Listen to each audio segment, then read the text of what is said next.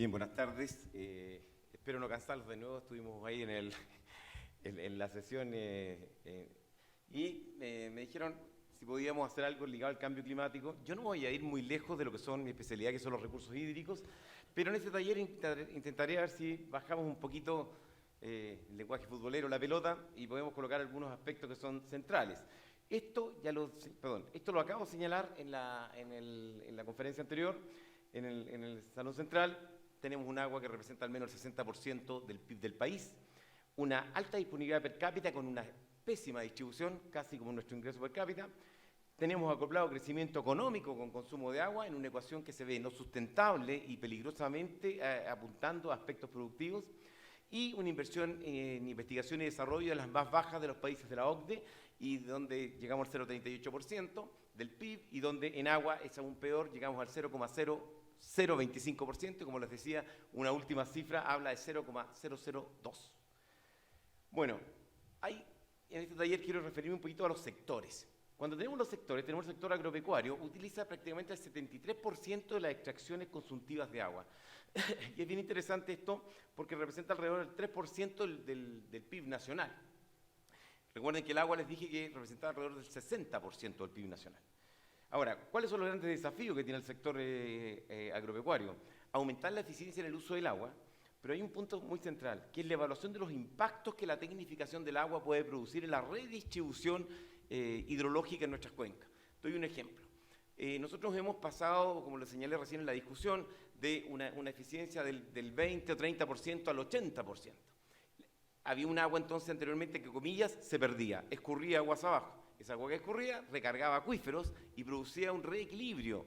Eso no se está produciendo y muchas personas ahora que tenían incluso derechos de agua no tienen acceso a ello. Entonces ahí hay un punto central. ¿Qué pasa con esos impactos? Los estamos evaluando y es un punto que el sector agropecuario debería abordar. El sector minero representa el 9% de las extracciones de agua, obviamente es bastante menor que la agricultura, pero representa el 15% del PIB y, bueno, el 60% de las exportaciones. ¿Cuáles son sus grandes desafíos? Los que conversábamos hace poco con Hernández Olmida, que la creación de nuevas fuentes de agua, desalinizar, por ejemplo, que ya se está planteando, pero la optimización del consumo mediante la introducción de mejores tecnologías, eso también es cierto. Se hablaba, hace 20 años estábamos 1 metro cúbico por tonelada de mineral tratado, actualmente estamos en 0,3, pero, punto central, minimizar el riesgo de contaminación de las aguas como consecuencia de los procesos productivos en la minería, desafío importantísimo. El sector sanitario, representa solamente el 6% de los derechos consultivos del país, pero es el que nos asegura el agua para la vida a las personas, y de ahí su relevancia. Ahora, en esta relevancia que yo digo, tenemos una muy buena cobertura de tratamiento de aguas, pero hay también desafíos. Disminución de los consumos, tenemos consumos altísimos por persona, pero también minimización de las pérdidas, ya que el proceso de distribución de agua en las grandes ciudades está alcanzando a 20, 30, 35%. Estamos hablando incluso de agua de calidad. Y eso habla entonces de un punto que hay que abordar, especialmente en escenarios de restricción y crisis. El sector industrial utiliza alrededor del 12% del uso consultivos. Es bastante difícil analizarlo porque en esa agrupación está desde la celulosa, agroindustrias, etcétera. Pero su gran desafío del sector industrial es minimizar el riesgo de contaminación de las aguas y también optimizar sus usos. En eso se ha ido avanzando, pero los riesgos de contaminación en muchos casos todavía estamos al debe. El sector energía intenta ser un actor relevante y en esa propuesta lo hacían desde lo que era la planificación 2012-2025. Sin embargo, esto ha cambiado mucho con la entrada de las energías renovables no convencionales, y eso ha planteado entonces que esté muy en duda su participación. El sector forestal tiene una gran pregunta, tiene una gran oferta de agua que son las precipitaciones. La pregunta son, ¿cuáles son las demandas? ¿Y cómo funciona? Estamos terminando una investigación que demuestra claramente que en general las masas forestales, sean bosque nativo o masas de plantaciones, favorecen la recarga de los acuíferos, derivado que nosotros, como lo señalé anteriormente, tenemos un régimen de clima mediterráneo, es decir, no llueve en el invierno cuando la vegetación está en latencia o con un bajo consumo. Y de ahí entonces que eso se demuestra en 42 cuencas, que estamos haciendo un análisis en un trabajo junto con la Universidad de Talca, la Universidad de Concepción y la Universidad de Arizona. Estas son algunas relaciones que hemos conseguido, por tiempo no alcanzo a explicarlas, Pero obviamente que aquí hay desafíos. ¿Cuáles son? Minimizar el riesgo de contaminación de las aguas, por una parte, pero también establecer la incidencia de los consumos de agua, principalmente por plantaciones, que es una gran discusión que hay a nivel de la ciudadanía. Vamos ahora al agua y el proceso de cambio climático.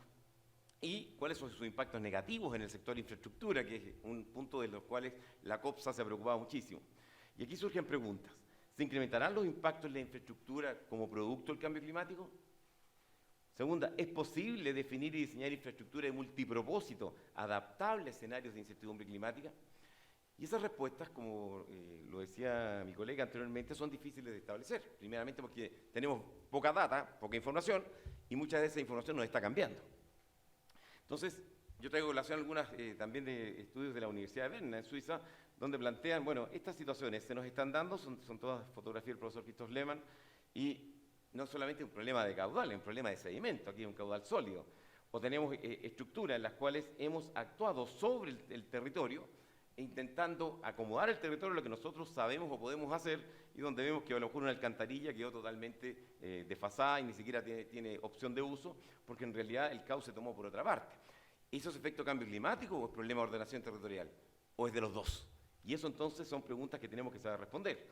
Erosión de borde, con obras civiles que quedan con amenazas a viviendas, situaciones como las que ven acá, en las cuales hay erosión lateral y elevación del lecho, cauces que no circulan o no fluyen por donde pareciera que debieran haberlo hecho, y eso producto de que hemos intervenido, y hemos intervenido muchas veces a sabiendas de que puede haber un cambio, y donde los periodos de retorno pareciera que son demasiado grandes. Miren las estructuras que se estaban haciendo en zonas bastante caras, ahí esto es la cuenca de Weisswil en Suiza, y donde se suponía que ese era el canal por donde debe pasar, y nunca pasó por ahí, sino que pasó por donde quiso. Y eso entonces habla de que estamos frente a una situación de altísima incertidumbre. Hacemos grandes obras, diques longitudinales con estructuras gavionadas para retener sedimentos de esas características en carreteras, y claro, cuando tenemos este tamaño pareciera que hay algo distinto a lo que está pasando o para lo que diseñamos. Entonces, ¿cuál es la problemática? Especialmente ligada al agua, que es lo que ustedes me plantearon, me pidieron. Tenemos un impacto en los fenómenos de precipitaciones extremas. ¿Y eso por qué? Tenemos inundaciones, movimientos en masa, socavación de riberas, caminos, puentes, torrentes sin control. ¿Y esto qué impactos posee? Posee impactos en las vidas humanas, en transitabilidad de personas, mercancías, deterioro de infraestructura, en lo que los abogados llaman también el lucro cesante. Y ahí hay un punto central que hay que tratar de abordar. Entonces, desde esa perspectiva, ¿cuáles son las causas de esto? Y yo diría que son tres, y se nos suma una cuarta. Una, carencia de un conocimiento básico acerca de cómo funciona nuestro ecosistema, lo que he dicho anteriormente. Somos un país demasiado raro, dije, caemos 5.000, 6.000 metros en 120 kilómetros, y obviamente no logramos interpretar.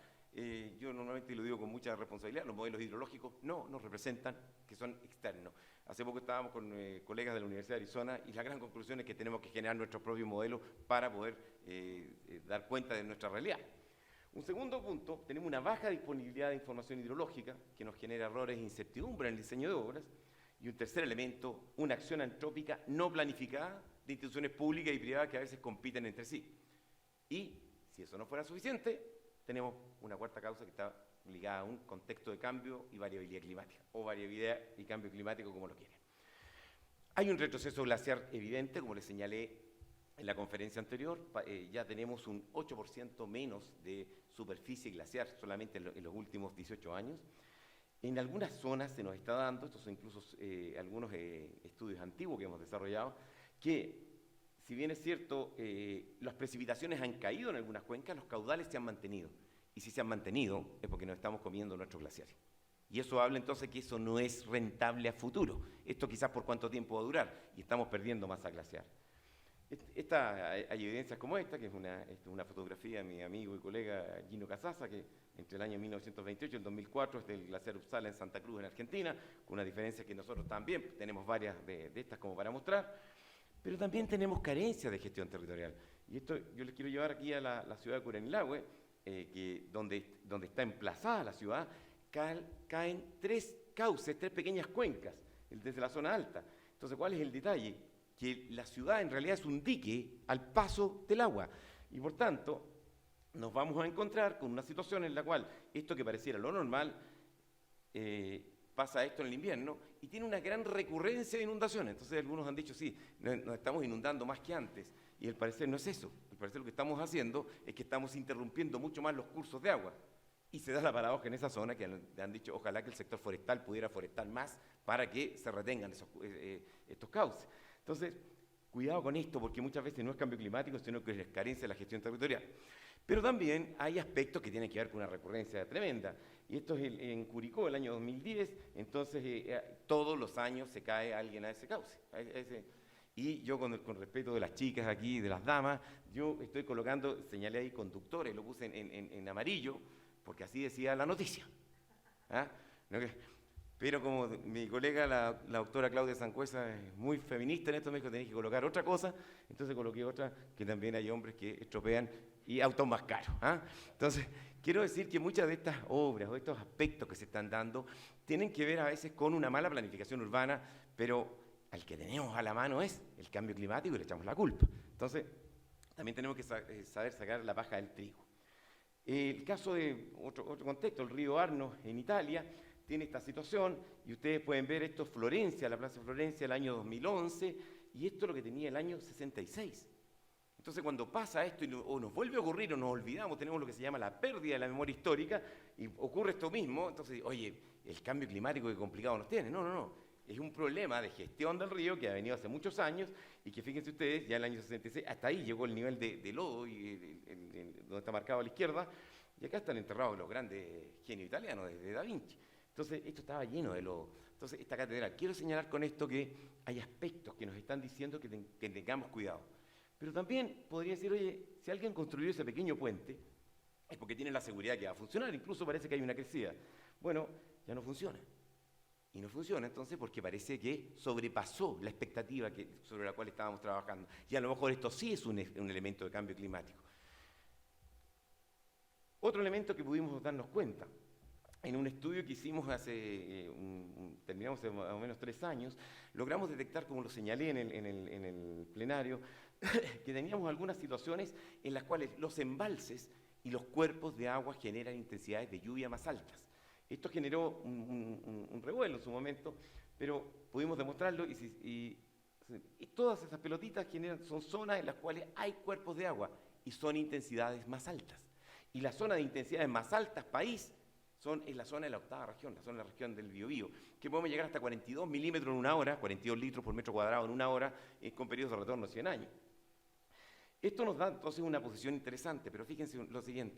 ¿Por qué es importante estudiar? ¿Por qué es importante lo que he insistido toda la mañana en el I+D, en la investigación y desarrollo?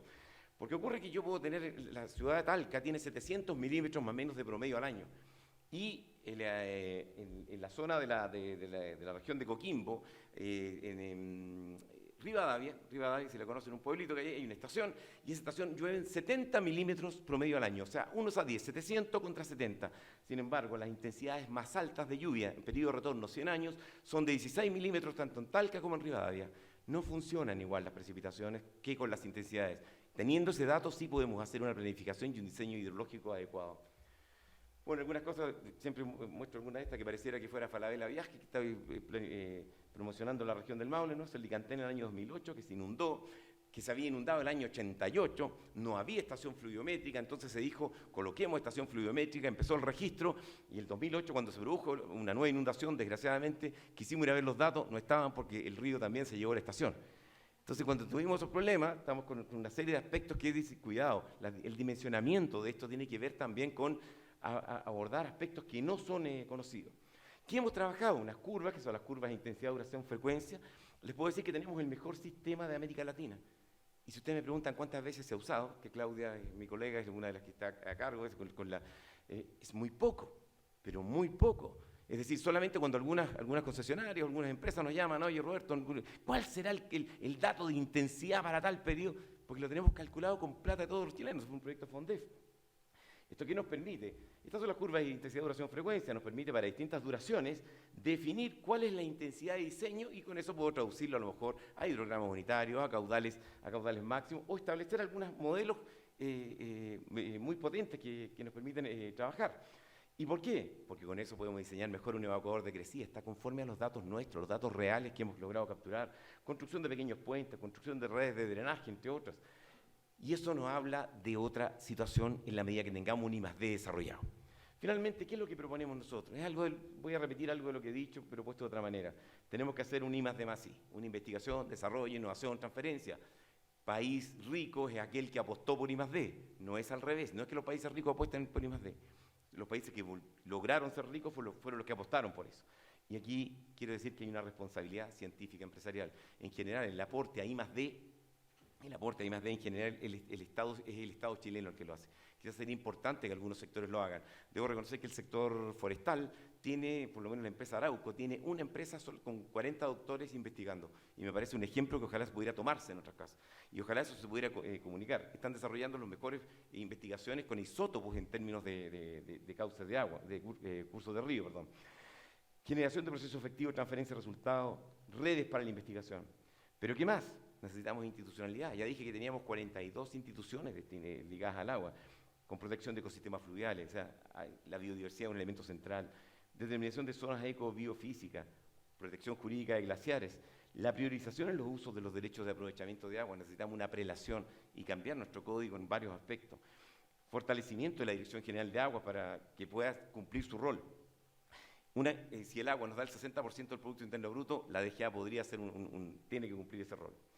También en educación y capacitación, programas de pre y posgrado que fortalezcan esas capacidades de gestión, pero también potenciar la capacitación en el nivel de las organizaciones de usuarios de agua. Y eso es una demanda muy central y muy importante. También, cuando estamos hablando de este cambio climático, tenemos que tener estrategias de adaptación a escenarios que van a tener menor oferta de recursos hídricos.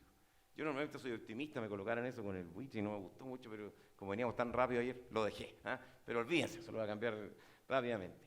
Entonces, vamos a una cosa con medio ambiente en términos de agua y sociedad, mayor conciencia de la población sobre el uso y la gestión del recurso hídrico, fortalecer esos programas educacionales en temas medioambientales, pero también identificar ecosistemas de alto valor ambiental y dependientes de recursos hídricos. Son elementos muy centrales que tenemos que tener y que los países que nos llevan delantera en esto lo han hecho. ¿Qué tenemos que hacer con los sectores productivos? Puntos críticos para determinar. O sea, pueden funcionar adecuadamente la minería, agricultura, forestal, sanitario, energía, entre ellos o por sí solos. Eso es importante para saber si las ofertas son las adecuadas para satisfacer las demandas y la producción de bienes y servicios. En estos sectores productivos, que pueden ser muchos, yo creo que hay posibilidades de establecer relaciones de trabajo. Y también con la academia, porque la academia y muchas de las universidades del Estado son pagadas por los impuestos que ustedes mismos ponen. Y eso nos habla también de una responsabilidad y una capacidad y una orientación a establecer links de trabajo que nos permitan llegar a ciertas sinergias que puedan ser positivas. Finalmente les dejo, esta es nuestra página web. Nosotros tenemos una cantidad de visitas impresionantes, hay una gran cantidad de libros, papers, manuales, qué sé yo, que ustedes pueden descargar gratuitamente y que estaremos muy contentos de recibir preguntas o lo que se les pueda ocurrir. Muchas gracias.